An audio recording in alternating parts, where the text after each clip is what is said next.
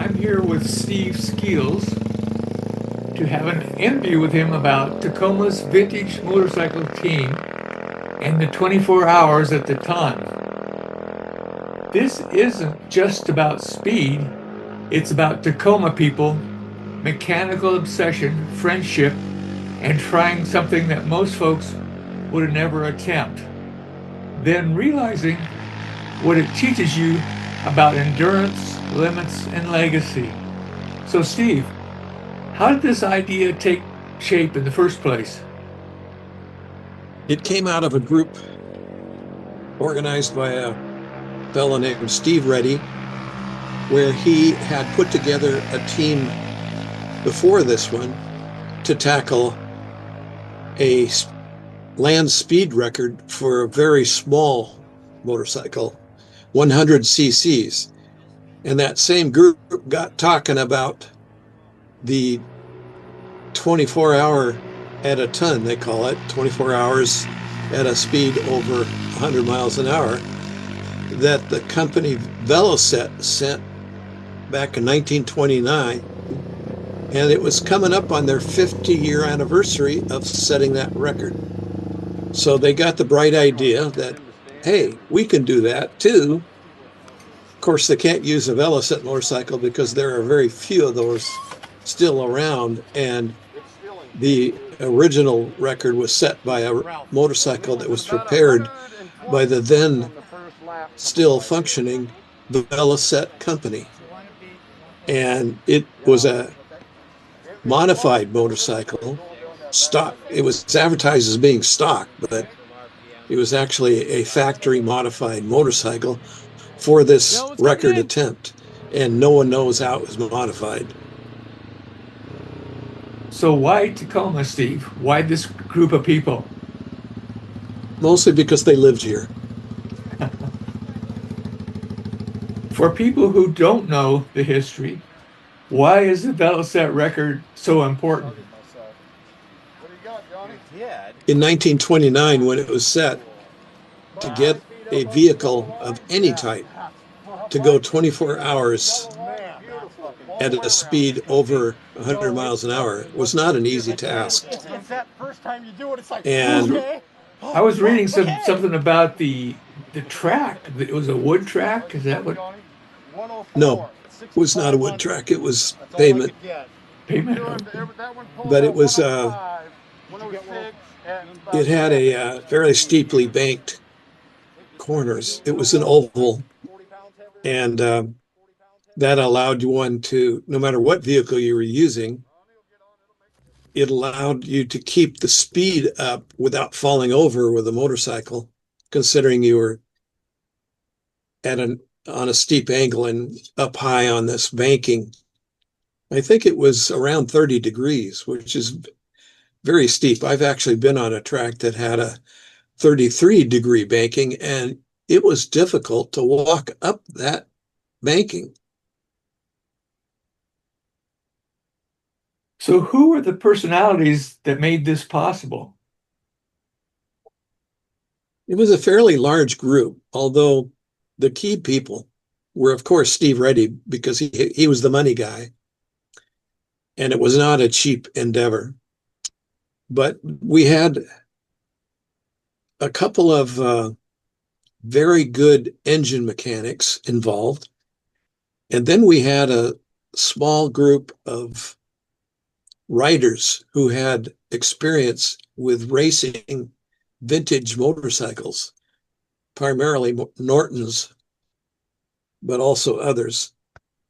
And the speed was not huge. Like modern day motorcycles can go very, very fast, but we're talking at speeds around 100 to maybe 110 to do for a 24-hour event. And these people had that kind of experience, not necessarily with duration racing, but in short sprint racing. But they could do the thing. And we had a number of riders willing to try it so that you could do shifts you'd have to bring the motorcycle in to change riders and fuel, but that's how the original record was set also. There were a number of riders set up to do this. What surprised you the most about these people? I don't think I was surprised so much as impressed. And the fact that the mechanics had the due diligence to figure out what they needed and then pursue it. In other words, putting together an engine that was designed to go 100 miles an hour for 24 hours, the engine had to be prepared differently than an engine that was designed to travel in a short duration sprint. And these people had that knowledge and the courage and the dedication to make it happen. The riders, well, you just had to, we had to have more riders than what they originally had. I think they only had, for the original record, 2 or 3 riders. And we had 2 sort of key riders, the core maybe is a better way to put it, who you had to rely on. But we also had other riders who could give them a break.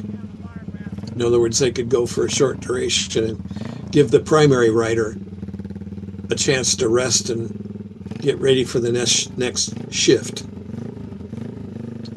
And those were impressive feats.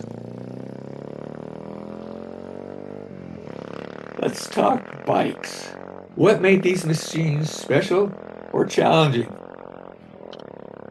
I'll talk about the challenging part first because we didn't want to pursue this attempt with modern day motorcycles because with today's metallurgy and designs, it would be easy to put together a machine that could tackle this record, but we wanted to tackle it with something that was a challenge and yet wasn't rare and therefore expensive, where we had access to more than one engine. So we had backup engines. And we even put together 2 separate bikes with their own separate group of backup engines so that we could give ourselves the best chance of accomplishing this. And so that was a challenge. And the motorcycle that was selected was a 70s vintage Yamaha 500cc single. And let's see, that was, let me think of what that was. I can't think of what that was. Yamaha, anyway, I'll think of it later. That was the challenge. What was the other thing? What was the challenge? And Biggest mechanical challenge. What was that? well, getting a engine prepared that would do 24 hours. Like I said, that has to be different than an engine that was. What about oil choices, airflow, rider restraint, that type of stuff? Well, that was less of a challenge. The challenge was creating an engine that would go 24 hours and survive the heat that would build up at 100 miles an hour. And yeah, well, it was interesting because they actually had someone in the group, sort of he wasn't participating closely in the design and build. However, he provided a coating. So pistons could be coated with a material that would allow them to shed heat more easily. And cylinders could be coated so that they would absorb that heat more readily and get it to the fins that would then transmit the heat off to the air that was flowing over that engine. And the oil was an easier challenge, but we had to put fairings on this motorcycle to give them an aerodynamic advantage. And that created a different kind of a challenge because it had to be opened up so that it allowed airflow over the engine. Because obviously an air-cooled engine needed heat flow, heat transfer. So it had to allow a good mechanism for that to happen. Was there a moment when you thought this might not happen? I mean, was there that kind of fear in the group at any point in time? Oh, constantly. We had to test these engines, and the only way we had to test the engine, the bike in general, is to run it at 100 miles an hour. And to do that, we had to have the right track. These motorcycles, here's the model. It was the SR500 street version. Yamaha built several versions, but the SR500 was selected to be the closest we could approximate to the original Veloset model that was used for this record. And in order to test these things, the only way was to run them as long as you could for 100 miles an hour. So we selected a particular track, which was the largest NASCAR track in the States, and then put together a road team that could transport the bikes and spare engines and tools. And we even had enough money involved to fly the riders, the pilots, as it were, to the track. And the track that was selected was in Talladega, Alabama, because it was almost 3 miles in circumference. So it allowed you to get the bikes up to speed and keep them there for as long as possible. And the track provided a nice pit lane, and it provided safety vehicles. So if there was a crash, you actually had somebody with first aid experience to get to you in a hurry. And that was the challenge. That was the solution that was selected. So until we got there and ran the bikes, we really didn't know how they would perform. What did the 24-hour format teach you that the shorter events never could? Well, endurance is a factor of riders' endurance and engine and bike endurance. And because we selected this track, which I think that was a good selection, the only problem was it was so far away and it was expensive to rent it. It was so far away that presented an expense because we were flying mechanics and riders and support staff out there. That was all on Steve, and I didn't know how much money Steve had, so me not knowing his finances and wasn't going to probe into that. But I do know that each event, by the time we got to the track, that was over $200,000. And we did this twice. We did the same thing down at a Nevada track by Las Vegas, but it wasn't as satisfying because the track was nowhere near as long as the one in Talladega. I don't remember how long the Nevada one was. So there were 3 separate events where Steve flew all these people I transported in my trailer and truck the motorcycles and the tools and the riding gear for the pilots and so forth, but I didn't care. I liked it. He paid for gas and oil and that stuff for my trips, but that was always a worry, is how many times did we need to do this before we actually tackled the record? And it didn't pan out because for several reasons. Do you want me to go into that now? Yeah, let's hear the full story.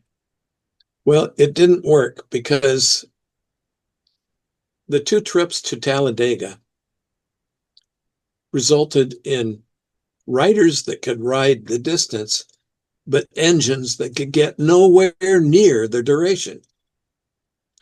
They seized. So when we took these trips, we went with the motorcycles, which were prepared very well. There was not much to that. You just had to have a rolling rig that could go 24 hours, and the bearings and the lubrications and stuff for the chassis were just fine. But the engines were prepared. We learned later that the guy who did the engine work did not follow the instructions. He was told to do them with clearances. And by that, I mean, it's the space that was allowed between the cylinder walls and the pistons of so many thousandths. I don't remember what it was, 10 thousandths maybe. And that was a fairly large gap in order to allow the pistons to travel in the cylinders without creating as much friction as when they were prepared for a sprint race, much lower duration. And this guy was used to preparing engines for sprint races. And instead of following the instructions, he used clearances that were suitable for a sprint version of that engine. As a consequence, all the engines seized because they had too much heat going on. They couldn't dissipate the heat, and so they all seized.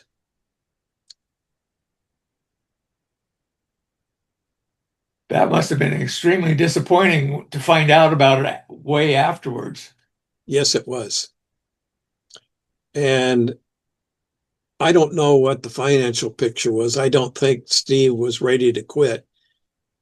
But unfortunately, Steve had a developing brain tumor and he had to stop.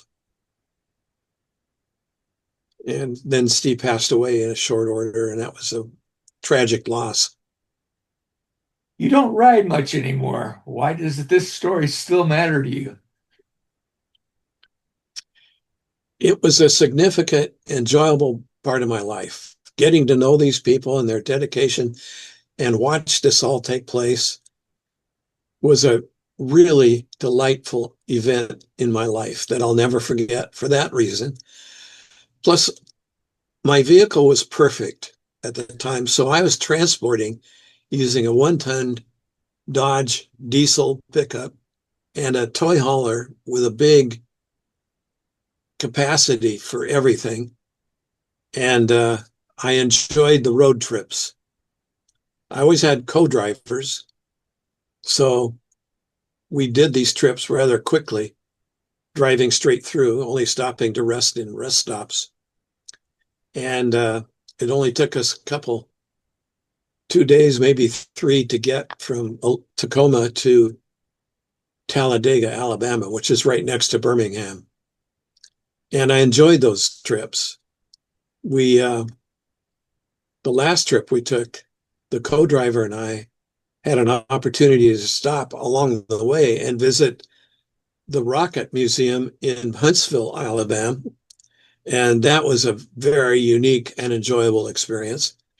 Also, in Talladega, we were real close to a big, famous motorcycle museum called the Barber Vintage Motorcycle Museum and Track. And Steve bought his tickets to the museum and track on weekends that were rather large events. So the whole group got to go to these big events.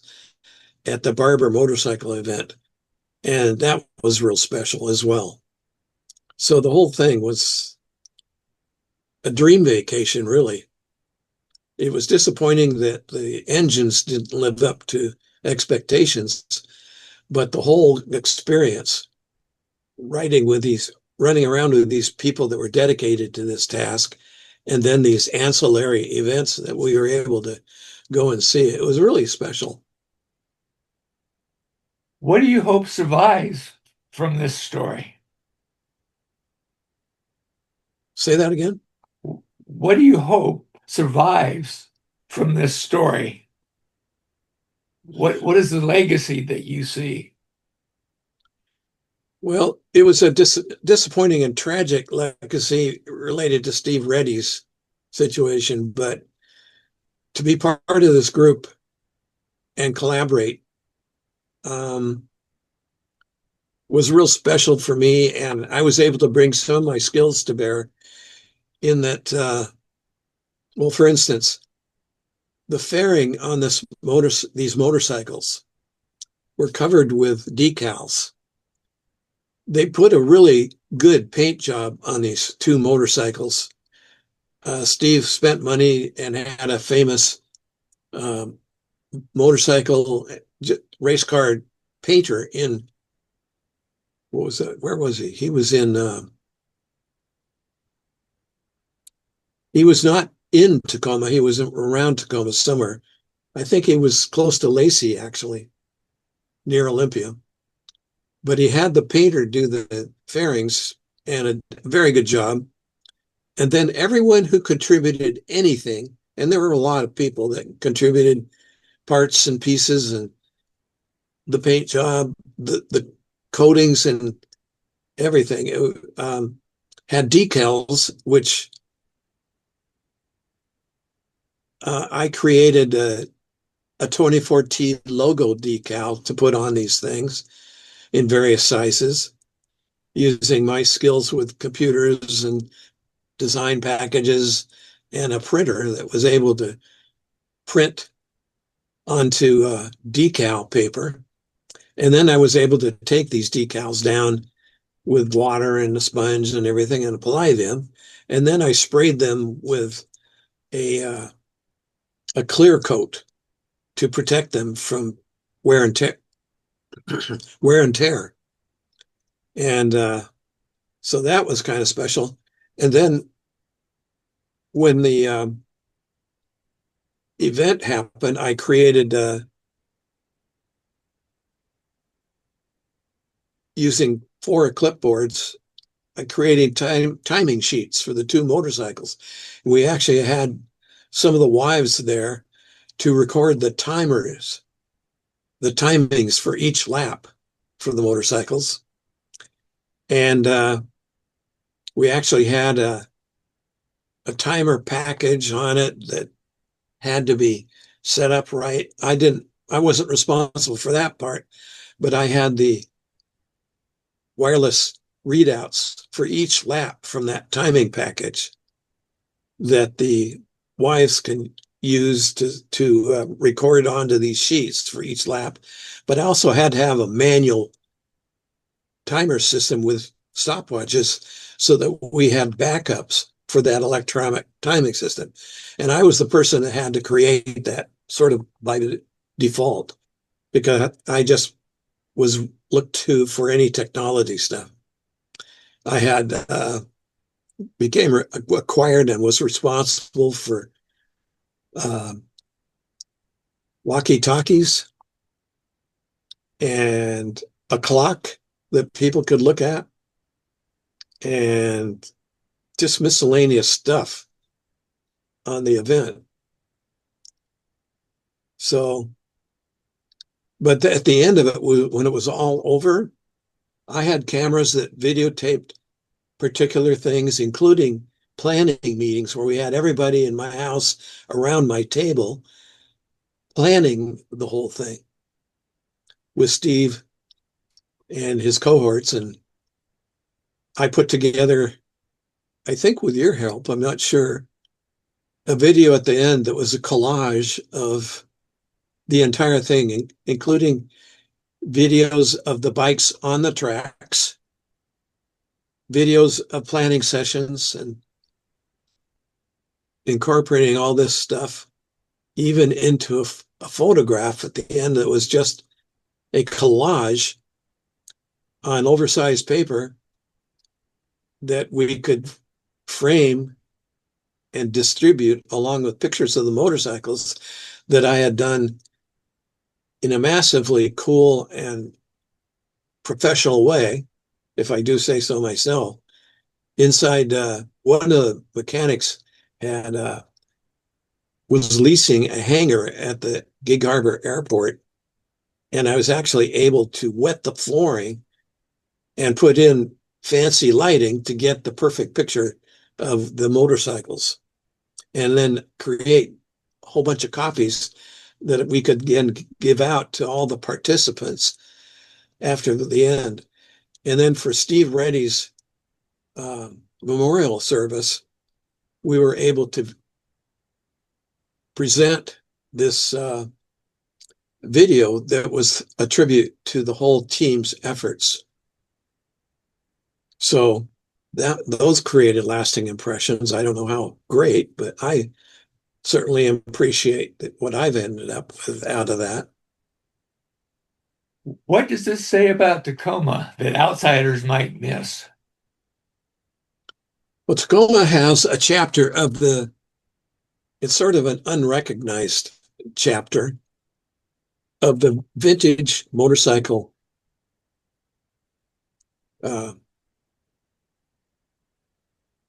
enthusiasts group. And that's actually headquartered in Seattle. But there's a very active, enthusiastic group that sort of tagged on to that. And they called themselves a chapter, although the Seattle group won't recognize it as an official chapter. But that's speaking to politics and pride, not really effect. Nonetheless, we've had this Tacoma chapter, and they have their own leadership, and they're very active. They're still active. And there was a time period, several time periods, when the Seattle group almost disbanded, but the Tacoma was alive and well throughout. And the Tacoma group does what's known as the, oh, shoot. The Vashon Isle? Yes, the Vasson, let's see if I can think of it. BME. Tour de Vashon is what they label it. And once a year, around New Year's in January, they do this thing where it's, there's a name for it. There's a particular ride around Vashon Island. There's a big ending group in a particular park, and there's judging for vintage motorcycles and so forth. And it's pretty popular, and that keeps going. But that has nothing to do with the 24T project. The 24T project was totally independent and a brainchild and sponsored and paid for by Steve Reddy. Why is it so important to tell your story now? Because you want me to. If someone watching this has their own impossible idea, what would you tell them? Well, you have to start with the right sponsorship and a person willing to fund it. And we were fortunate to have Steve Reddy. After that, it's just having the built-in enthusiasm that comes from having the right people involved. You have to have the planners, you have to have the support staff, you have to have the right people to transport to make that happen. You have to have the right people to build the mechanics, to build the engine. It's no less involved than putting a Formula One car on a track somewhere in the world. It's just probably less expensive. But the details of that effort are no less important to make it happen. So do you think this is special to Tacoma? I think it just was lucky to be involved because we had the right groups in each one of those categories. The writers, the planners, the money guy, and the engine builder, although he didn't do it right, he was still a qualified individual. And then the mechanics that did the work on the motorcycles beyond the engine work.